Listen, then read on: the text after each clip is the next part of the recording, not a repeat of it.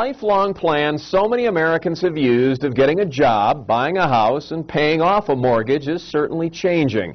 It's more difficult these days to get a loan, and some people, well, they'd frankly just rather rent. News 5's Matt Stafford looking into today's American dream. Each generation of young professionals has its differences and its own set of problems. Without 20% down, it's very difficult to get a loan today. A typical house around here is about $200,000. I mean, you got to come with $40,000.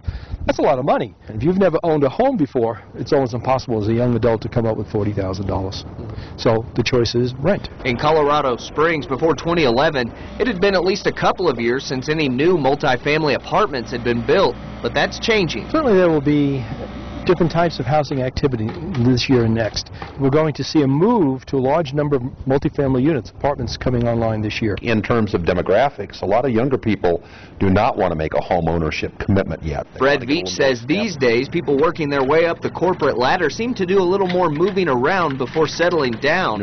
His group Norwood Development is one putting in new units in El Paso County. A lot of people want to get out of a home, out of the home maintenance, and may choose to rent short-term, apply that equity towards other things. But that's not to say the single-family housing market isn't seeing growth locally, too. There are actually more single-family permits in 2011 than there were in 2010. Hopefully it's a good sign. Push of multifamily is growing a little bit faster right now than single-family. It's going to be good for the consumer to have more choices. So I think ultimately that's going to be good for the community. Time will tell. Matt Stafford, News 5.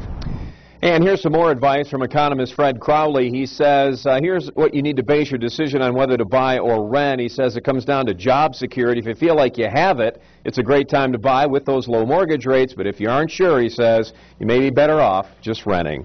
Well, decision 2012.